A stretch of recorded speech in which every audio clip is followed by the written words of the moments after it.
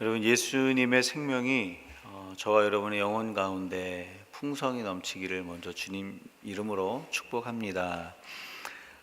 여러분, 일반적으로 이름에는 뜻이 있습니다. 이제 할아버지하고 아버지가 이런 사람이 되라 라는 이제 생각을 가지고 이름을 지어주죠. 이름을 지어서 이렇게 아이에게 줍니다. 저의 이름도 뜻이 있습니다. 저의 이름은 저희 교회에서 제일 촌스럽습니다. 봉수라고. 어떤 분이 그러시더라고요. 한국에 어떤 교회 가면 봉수 생각이라는 카페가 있대요.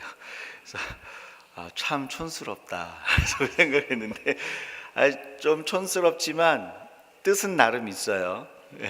무슨 뜻이냐면, 밭들 봉자에 이 물가 숫자가, 성경에서는 이제 물을, 어떤 곳에서는 이제 물을 말씀으로 같이 동의어처럼 사용하거든요. 그래서 말씀을 받드는 자, 말씀을 섬기는 자. 정말 이름대로 제 말씀을 섬기는 자가 됐어요. 그러니까 이래봬도 이름은 가장 촌스럽지만 나름 뜻은 있는 그런 이름이더라고요. 보니까 제가 왜 이름을 얘기했냐면, 오늘 우리 성경의 인물들도 다 이름의 뜻이 있어요. 특별히 우리 다니엘이라는 그 이름을 보면 하나님은 나의 심판자라는 뜻이 있어요. 존이라는 그 요한 있잖아요. 여호와의 사랑하는 자, 사랑을 받는 자, 이런 뜻이 있어요. 이와 같이 이름을 짓는다는 것은 그 사람이 어떠한 삶을 살도록 하기 위해서 소망하면서 이름을 지어주는 거죠. 오늘 성경에도 보면 요셉이 꿈을 통해 마리아가 성령으로 잉태되었는데, 그런데 하나님께서 그 아이의 이름을 직접 지어주셨어요. 그렇죠? 보통 아이의 이름을 아빠가 대부분 지어주고, 그렇지 않으면 할아버지가 간혹 지어주기도 하지만, 중요한 사실은 엄마 아빠가 지어준단 말이에요. 요셉과 마리아가 지은 것이 아니라 하나님이 직접 그 이름을 지어주셨어요. 그 하나님이 이름을 직접 지어주신 이름이 뭐죠? 예수예요. 예수. 그렇다면 하나님께서 직접 지어주신 예수라는 이름의 뜻은 무엇입니까? 21절 말씀입니다. 21절 말씀 같이 읽습니다. 아들을 낳으리니 이름을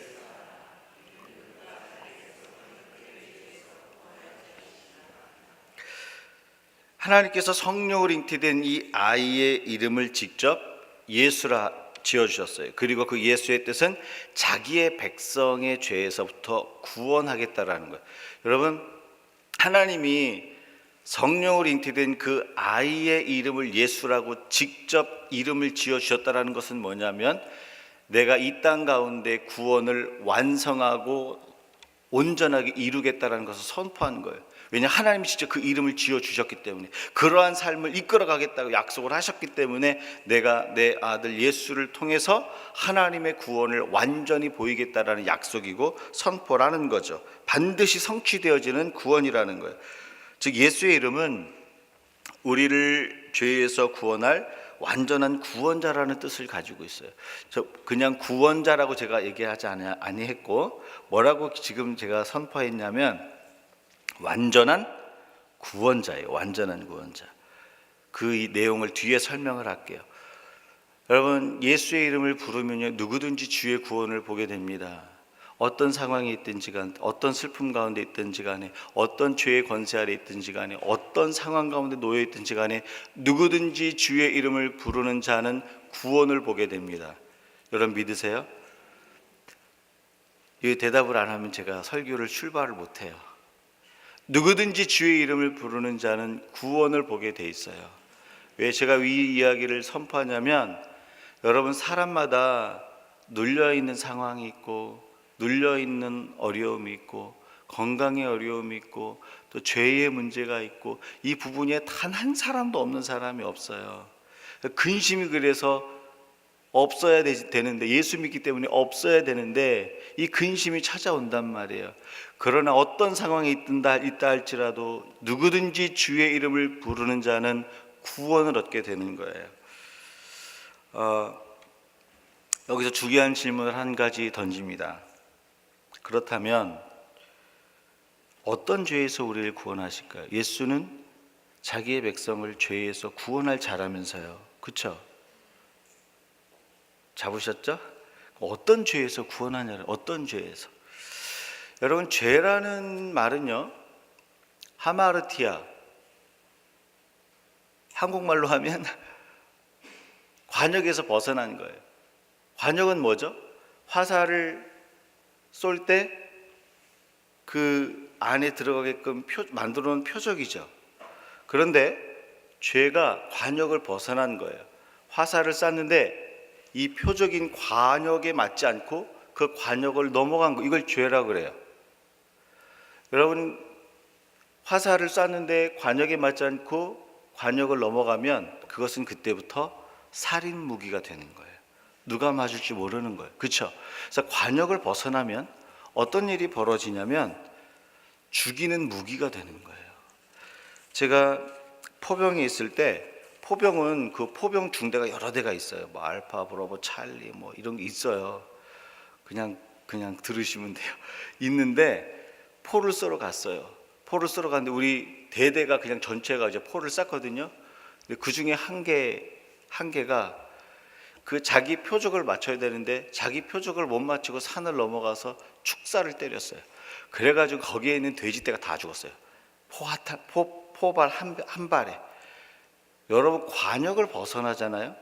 그러면 죽음의 무기가 되는 거예요. 살상 무기가 되는 거예요. 우리 인간은 하나님이라는 관역에 꽂혀 있어야 생명을 누리는 존재로 창조되었어요. 그런데 아담의 타락으로 하나님께 꽂혀 있어야 할 영혼이 하나님을 떠나 분리됐어요. 이것이 관역을 벗어난 거예요. 그래서 죄라는 것은 무엇을 얘기하냐면 하나님께 꽂혀 있어야 될 영혼이 하나님으로부터 벗어나서 죄의 무기가 된 상태를 죄라 그러는 거예요. 우리는 일반적으로 죄라 그랬을 때 우리가 생각하는 죄는 대부분 죄의 열매를 얘기합니다. 죄와 죄의 열매는 다른 거예요. 죄의 열매는 뭔지 아세요? 죄의 열매는 세 가지 형태로 나타나요. 어떻게 나타나냐면 마음으로 지어지는 죄의 열매, 입술로 지어지는 죄의 열매, 행동으로 지어지는 죄의 열매. 근데 우리는 주로 행동으로 지어지는 것에만 국한하죠. 인간이 하나님과 분리되어 생명을 잃어버린 것을 이걸 죄라고 하는데 이것을 원죄라고 그래요. 오리지널 신이라고 그래요. 그런데 이 오리지널 신, 이 원죄로부터 무엇이 생기는 거냐면 우리가 죄라고 생각하는 죄의 열매들이 생기는 거예요. 그래서 순서가 이렇습니다. 하나님을 떠나 관역을 벗어나죠. 그 오리지널 씬에서 죄의 열매가 발생하는데 그게 먼저 마음과 생각이 드는 거예요. 마음과 생각이 드는 그 죄의 열매는 반드시 입술로 표현이 되게 되어 있고 입술로 표현한 죄의 열매는 반드시 행동으로 선택과 결정으로 나타나게 돼 있어요. 예를 들면 이거예요. 아담의 타락 이후로 인간이 하나님을 떠났어요. 관역을 벗어났죠. 죄의 무기가 됐죠. 가인이 어떤 일이 벌어졌냐면 가인하고 아벨이 제사를 드리는데 공개적으로 제사를 드리는데 하나님이 가인의 제사는 받지 않고 아벨의 제사를 받은 거예요. 그러니까 가인의 마음이 자존심이 너무 상했어요. 너무 힘든 거예요. 그래서 마음이 어떤 생각을 하냐면 저놈 봐라. 나보다 하나님이 제 예배를 더 받으시네. 마음이 힘들어진 거예요. 마음에 미움이 생긴 거죠. 그 다음에 성경을 보니까 뭐라 그러냐면 가인이 동생한테 이렇게 얘기해요. 너 수업 끝나고 학교 뒤로 나와. 그게 성경에 뭐라고 표현되는 줄 아세요? 너 들로 나와. 들로 나오라고 명했어요. 마음에 가졌던 그 미움의 열매가 입술의 열매로 튀어나오는 거예요. 어느 날 남편을 막 자식에 대해서 내가 너를 낳고 미역국을 먹었냐 이 왼수야 이러게요. 그냥 나오는 게 아니에요. 남편을 향해서 이 왼수야 이렇게 하는 게 그냥 나오는 게 아니에요. 여러분 지금 우리가 웃죠. 그냥 나오는 게 아니에요. 입술의 열매는 마음의 열매가 맺어졌다라는 거예요. 이미 마음이 더러워졌다는 거예요. 근데 그게 끝이 아니에요. 가인이 이 아벨을 너 들로 나와 그래놓고 성경에 뭐라 그랬냐면 그가 들에서 만날 때 쳐 죽이니라. 뭐예요? 행동의 열매로 맺어진 거예요. 그래서 여러분 죄는 무엇을 얘기하냐면 하나님이라는 관역에 꽂혀 있어야 할 영혼이 하나님께 꽂혀 있지 않아서 관역을 넘어간 거예요.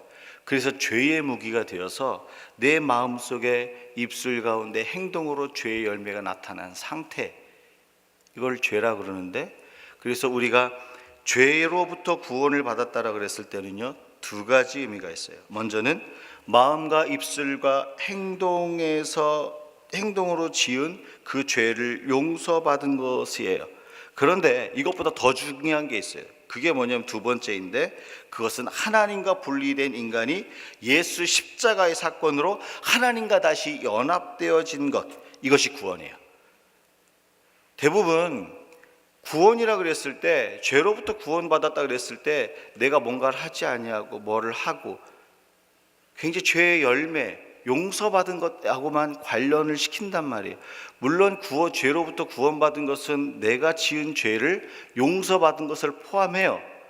그러나 죄로부터 구원받았다는 것은 그것을 뛰어넘는 거예요.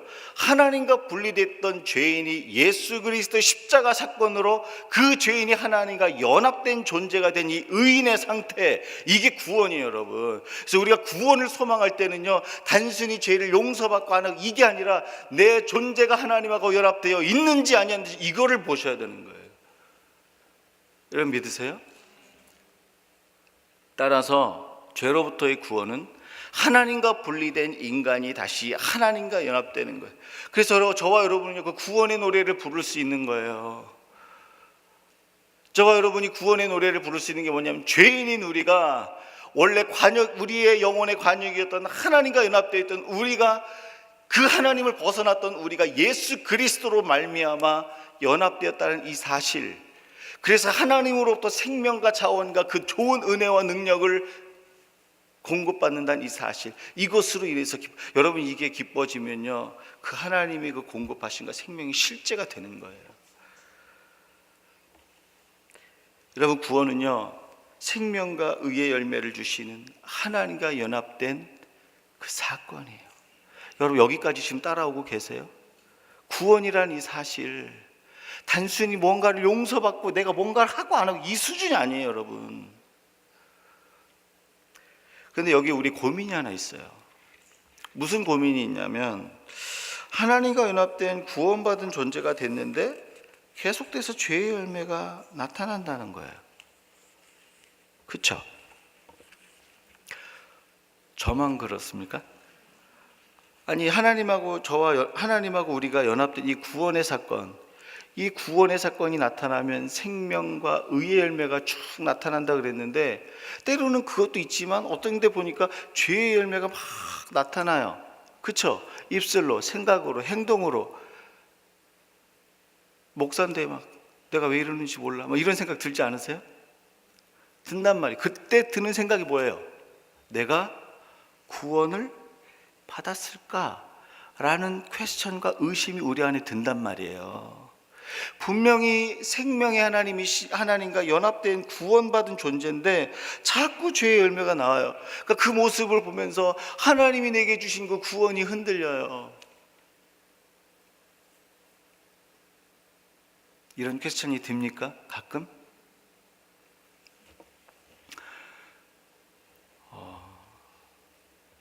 저하고 다른 인생을 사는 것처럼 저를 쳐다보지 마시고 제가 예전에 남자 청년을 상담한 적이 있었어요.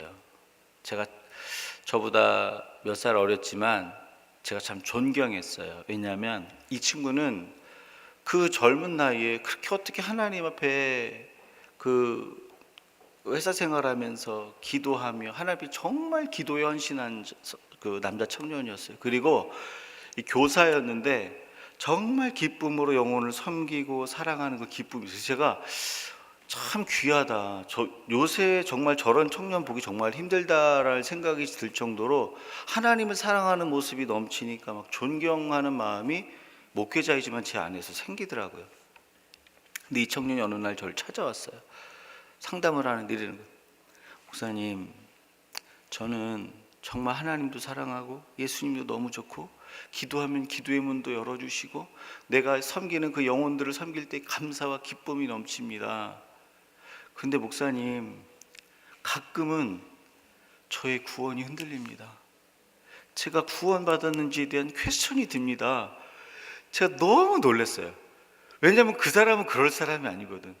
그 기도하면서 눈물을 흘리고 기도하면서 영혼들을 섬기는 걸 볼 때에 그런 말이 나올 거라고 생각을 못했는데 너무 충격을 받은 거예요. 제가 한마디 물어봐서, 아니 왜 그렇게 생각을 하냐고. 제가 정말 마음속으로도 이렇게 막 어리지만 존경하는 마음 갖고 있었는데 이런 얘기를 하는 거예요. 목사님, 제가 정말 평상시에는 정말 주님 기뻐하시는 모습대로 살고 하는데 간혹 어떨 때는 청년의 정욕을 이기지 못하고 제가 밤새도록 자유행위를 합니다. 그래서 하나님께 내가 구원받은 사람인가 라는 것이 흔들려서 제가 일주일, 어떨 때는 보름을 걸쳐서 제가 이것을 해결할 수가 없습니다. 저한테 이 상담을 하는 거예요. 여러분 어떻게 생각하세요? 저는 그 청년이 너무 귀하게 보였어요. 그 몸부림이 소망이 있어 보였어요. 이 청년은 하나님과 연합된 구원을 잃어버린 것일까요? 굉장히 중요한 질문이에요, 여러분. 모양과 형태는 다르지만 다양한 형태의 죄의 열매가 나타난단 말이에요. 왜 하나님과 연합된 구원받은 존재가 되었는데 죄의 열매가 나타나냐라는 거죠. 이런 청년이 찾아왔을 때 뭐라고 대답하겠습니까? 네 오른손이 죄를 짓거든 찍어서 내어버리라, 이렇게 하시겠습니까? 여러분 뭐라고 대답하시겠어요? 여러분 지금 굉장히 중요한 질문이에요. 왜냐하면 모든 인간이 이 퀘스천을 갖고 살기 때문에. 하나님과 연합된 구원받은 존재가 되었음에도 불구하고 죄의 열매가 나타나는 두 가지 이유가 있어요. 먼저는 하나님과 연합된 구원받은 존재가 되었어도 육체의 본성과 싸워야 하는 영적 성장 과정을 지나가야 되기 때문에 그래요. 여러분 우리가 하나님과 연합된 존재가 되었다 그래서 그때부터 바로 힘이, 영적인 힘이 쫙 나타나서 영적 전쟁을 하면서 다 덤벼, 사단이 누구야? 그러면서 이렇게 싸울 수가 없는 거예요. 여러분 예수 믿고 막 구원받고 기뻤어요. 그러나 이 사실을 아셔야 돼요.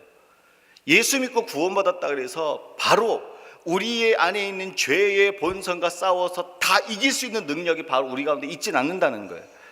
여러분 여인이 배에서 아이를 10개월 동안 임신을 하고 출산을 했어요. 근데 그 아이가 5분도 안 돼서 사슴처럼 막 뛰어다녀. 그럼 그게 정상입니까? 비정상이잖아요. 아이는 태어나자마자 하루 종일 자요. 그쵸? 그 하루 종일 자는 아이한테 너는 왜 하루 종일 자니 애가 응? 이렇게 얘기합니까? 아니에요. 하루 종일 자는 애 보고 뭐라 그러냐면 그래 애기는 하루 종일 자야 돼.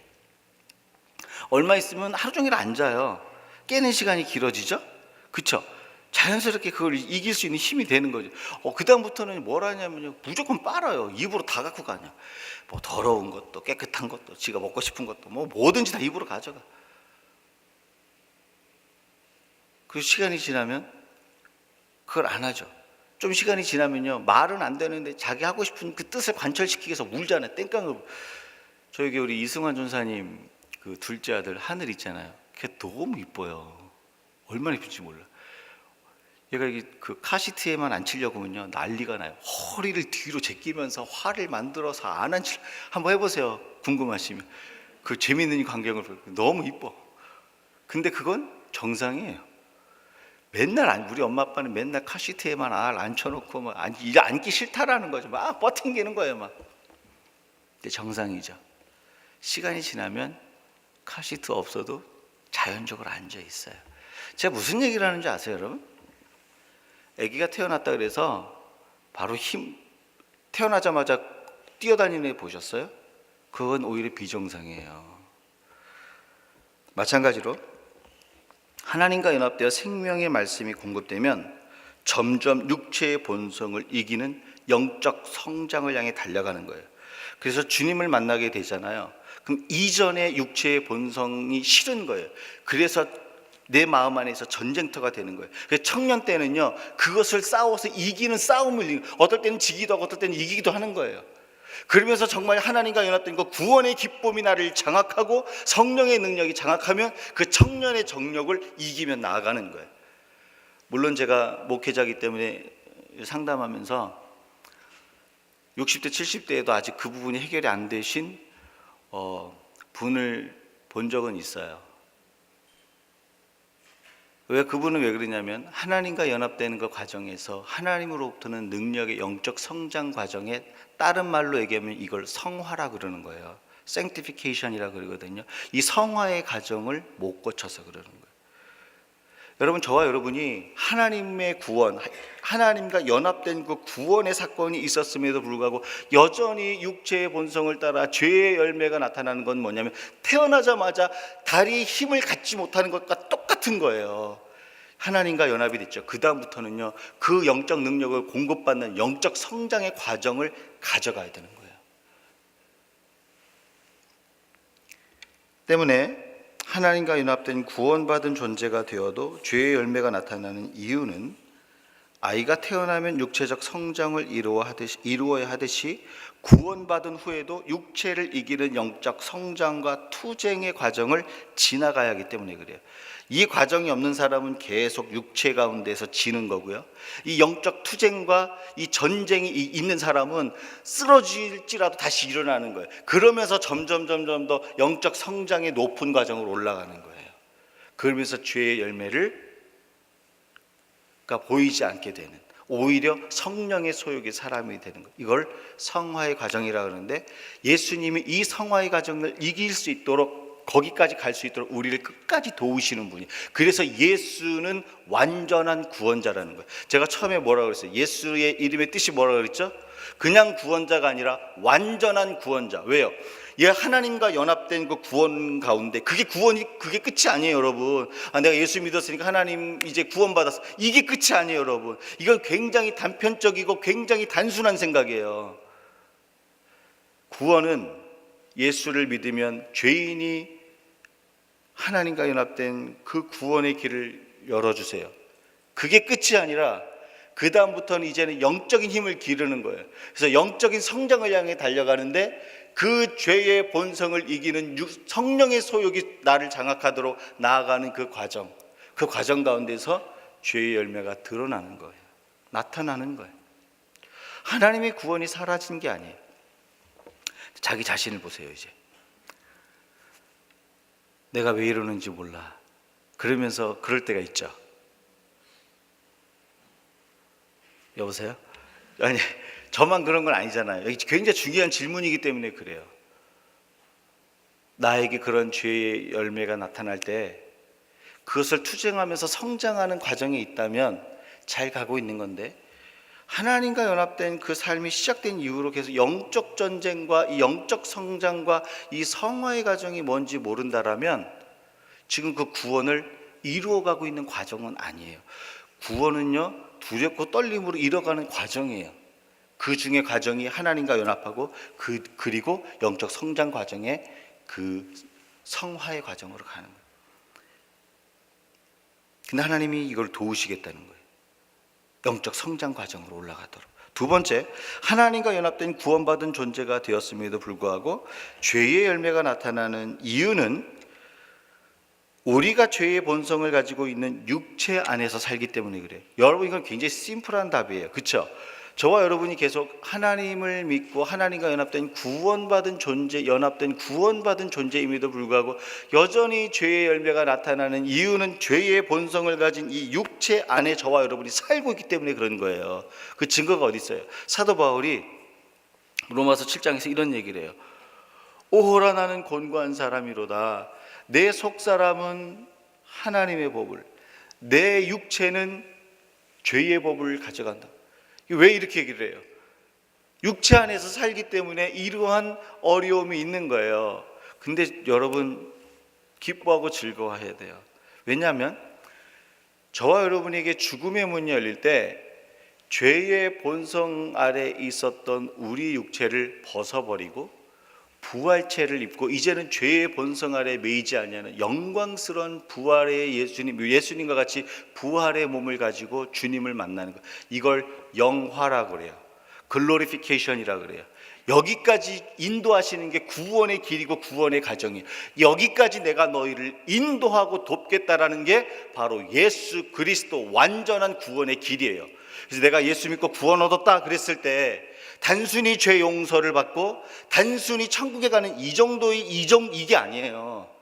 내가 예수 믿고 구원을 받았다라는 이 사실은 죄인인 내가 생명의 근원 되신 하나님께 연합된 존재가 되어서 그 영적인 능력을 가지고 하나님이 기뻐하시는 그 성령의 소욕에 사로잡혀 있는 사람의 모습으로, 그 성화의 모습으로 달려가고 죽음의 문이 열릴 때 하나님의 영광의 육체를 입은, 예수 그리스도의 영광의 육체를 입은 그 영화로운 모습까지 이어가는, 여기까지 주께서 우리를 도우시겠다라는 게 구원의 길이고 구원의 과정이에요. 자, 그럼 질문을 던지겠습니다. 저와 여러분은 여전히 구원의 여정 가운데 있습니까? 끝났습니까? 기억하셔야 돼요. 그래서 두렵고 떨림으로 너희의 구원을 이루라는 거예요. 사랑하님, 여기 중요한 메시지가 있어요.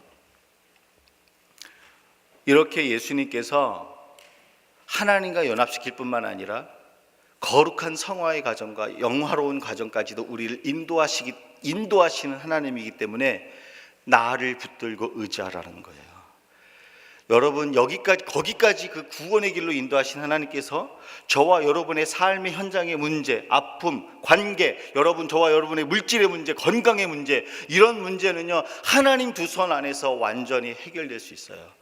혹 해결되지 않는다 할지라도 그 시간을 능히 이기며 감당하며 나가기 위해서, 예수는 구원의 주예요. 영혼과 육체의 구원의 주. 여러분, 이것을 선포하시고 이 자유를 누리셔야 돼요. 이 구원을 누리셔야 돼요. 여러분 믿으십니까? 예수가 이 땅에 오셔서 십자가에 죽으시고 부활하셨어요. 단순히 내 죄의 열매를 씻어주시는 이 정도의 구원이 아니에요. 하나님과 연합시킬 뿐만 아니라 그 연합된 능력으로 죄의 권세를 이기는, 육체의 소욕을 이기며 성령의 소욕에 사로잡히는 그 성화의 단계까지 이르기까지 우리를 도우시고, 마침내 죽음의 문 열릴 때 우리의 육체가 이제는 벗어던져지고 죄의 본성에 사로잡히지 않는 하나님의 본성에 사로잡혀 있는 영광스러운 부활체를 입을 때까지 내가 너를 인도하고 돕겠다라는 것이 오늘 완전한 구원의 길을 주신 예수 그리스도의 이름이에요.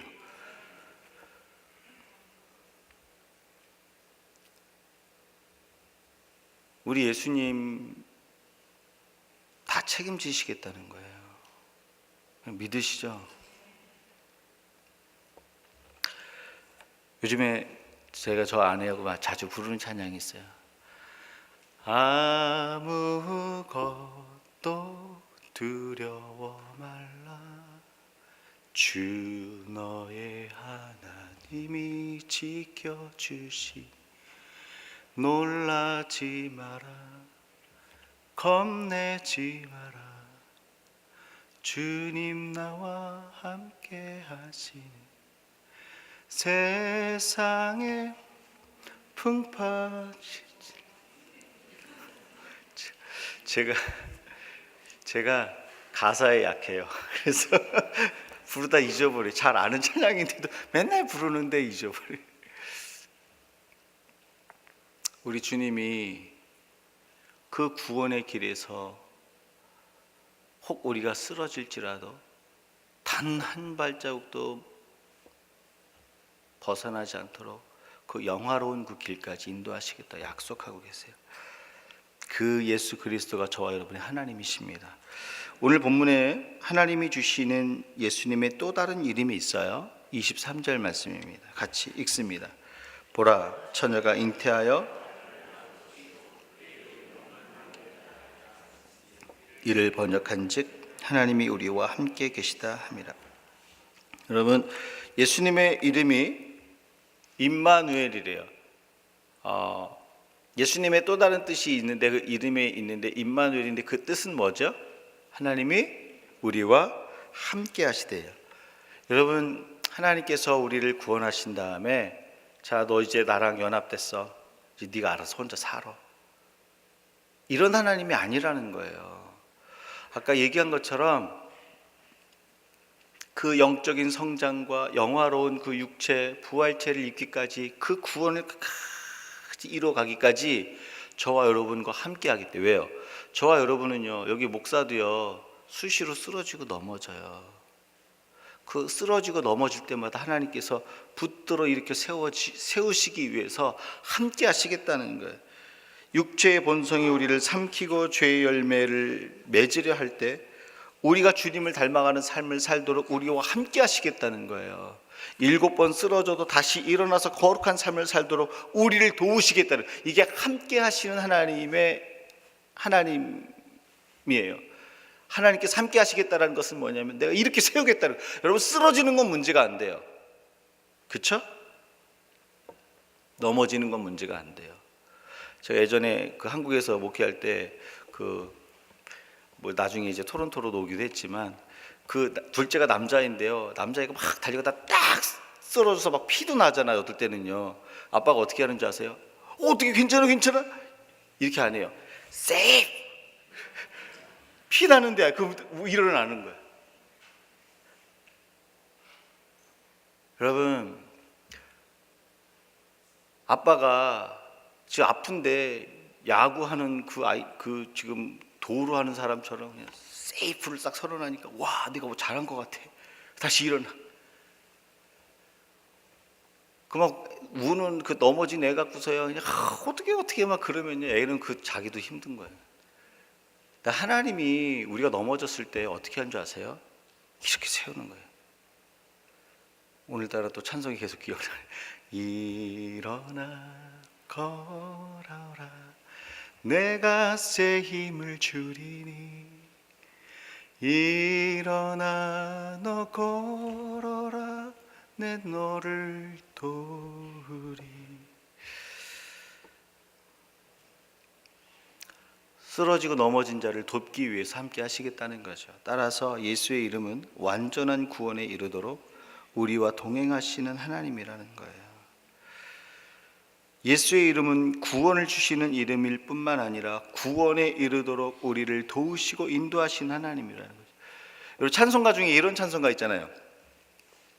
영광의 그날에 이르도록 언제나 주만 바라봅니다. 제가 가사를 잊어버리니까 도와주시는 너무 감사해요.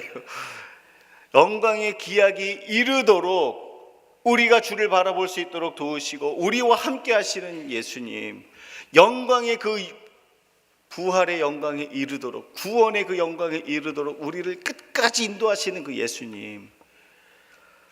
여러분, 실패하고 넘어졌을지라도 구원의 날에 이르도록 이끌어 가시겠다는, 이게 함께 하신 하나님, 임마누엘의 하나님이에요.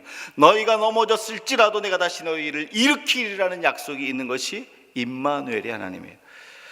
제가 아브라함 이야기를 하고 이제 말씀을 마치겠는데요, 조금 오늘 일찍 끝나죠. 네. 끝나봐야 알죠.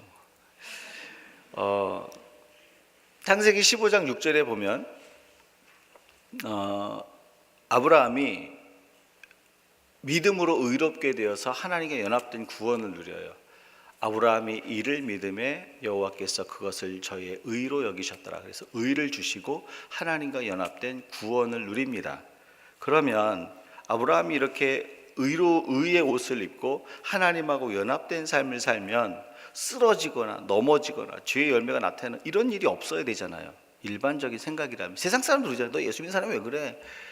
예수 믿는 사람도 사람인데 뭔가 몰라서 그러죠. 우리도 생각해요. 아브라함이 그렇게 의롭다함을 얻었으면 더 이상 실수와 이런 게 없어야 되는데 창세기 20장에 가니까 이상한 일을 해요. 그랄 땅에 아비멜렉이라는 사람이 있었는데, 아비멜렉이라는 사람이 군사력이 있거든요. 두려운 거예요. 자기 아내 사라가 이쁘니까 이 사라를 뺏어가면서 자기를 죽일까 봐 그렇게 얘기하는 거죠. 아내한테. 오늘부터 나 누나다. 오늘부터 남남이야. 그러면서 아비멜렉한테 뭐라 하냐면 우리 누나입니다. 우리 누나예요. 예. 여러분, 내 남편이 다른 사람 앞에서 이 아주머니는 이렇게 굉장히 기분 나쁜 일이에요, 여러분. 굉장히 기분 나쁜 일인데 그렇게 얘기를 하니까 어떻게 해요? 아비멜렉은 진짜로 믿으면서 누이라고 그러니까 아내로 취했죠. 근데 그날 밤 이상한 일이 벌어져요. 하나님께서 꿈에 아비멜렉에게 나타나서 이 사람은 선지자라, 그 사라는 아브라함의 아내니 그를 돌려보내, 그러지 않으면 너를 죽이리라, 정령 죽이리라. 이 말을 듣고 놀라서 아비멜렉이 꿈에서 얘기하죠. 하나님께, 하나님, 나한테 누이라고 얘기했기 때문에 저는 그냥 온전한 마음으로 아내를 취한 겁니다. 그랬더니 하나님이 다시 아비멜렉에게 얘기를 해요. 네가 온전한 마음으로 사라를 취한 줄 알고 죄를 짓지 않게 하기 위해서 내가 너를 막았다. 그런데 너가 여기서 계속 진행한다면 너와 너의 가문은 멸망할 것이요 라고 얘기를 하는 거죠. 여러분, 지금 누가 잘못했어요? 처음부터? 아브라함이 잘못했잖아요. 아브라함이 아내라고만 얘기했으면 이런 일은 없었잖아요. 그런데 아브라함이 잘못했는데 하나님은 아비멜렉을 꾸짖으세요. 여러분, 하나님의 의를 덧입고 하나님과 연합된 그 구원을 누렸음에도 불구하고 죄의 열매가 때로는 나타나기도 하고 때로는 쓰러지기도 하고 때로는 넘어지기도 하지만 하나님께서 아브라함에게서 그 의를 빼앗진 않았어요. 의를 빼앗지 않고 오히려 세상을 꾸짖으면서 오히려 아브라함을요 하나님 앞으로 완전히 이끌어 가십니다. 온전한 믿음을 가질 수 있도록 더 함께 하세요. 그 증거가 어디 있어요? 창세기 22장이에요. 창세기 22장이 뭐예요? 아브라함이 독자 이삭을 모리아산에 바치죠. 모리아산에 자식을 바쳤다는 건 인간의 능력은 할 수 없는 건데 죽기까지 순종한 거예요. 죽기까지 순종. 그게 뭐예요? 성화예요. 성화. 온전한 단계까지 이르기까지 하나님이 함께 하셨다라는 거예요. 여러분, 이게 오늘 예수 그리스도 안에 나타난 완전한 구원이에요. 여러분, 완전한 구원. 저와 여러분은 쓰러져요. 저와 여러분은 넘어져요. 저와 여러분은 아파요.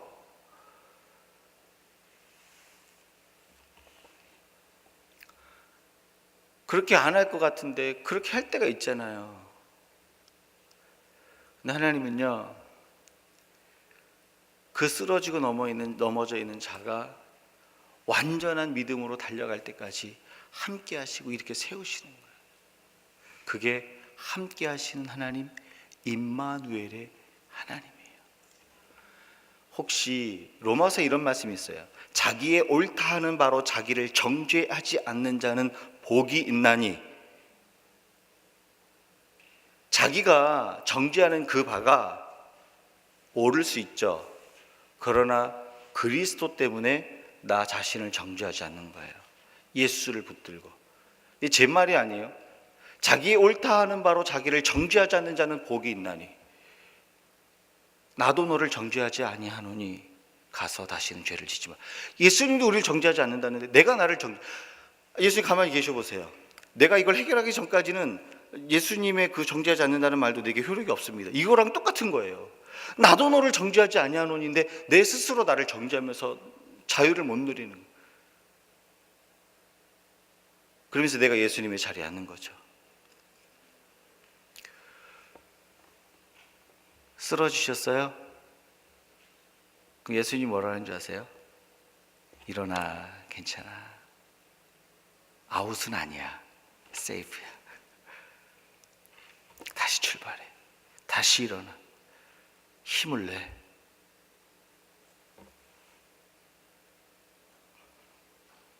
저와 여러분에게 임마누엘의 하나님은 어떤 하나님입니까? 함께 하신대. 저기 계신가 보지. 이런 하나님이십니까? 아니요. 이렇게 세우신 하나님. 언제까지요? 승리할 때까지.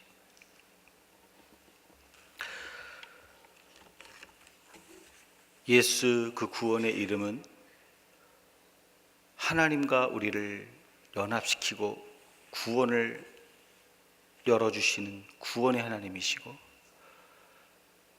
죄의 본성 가운데 허덕이지만 성화의 과정까지 달려가도록 성령의 소욕에 사로잡혀 달려가도록 우리를 도우시는 분이시고, 죽음의 문이 열릴 때 저와 여러분을 영화롭게 하시는 분이에요. 여기까지가 구원의 과정이에요. 달려가셔야 돼요. 넘어져도 괜찮아요. 쓰러졌어도 괜찮아요. 조금 똥물 뒤집어 썼으면 어때요? 예수의 보혈로 닦으면 되지. 그쵸?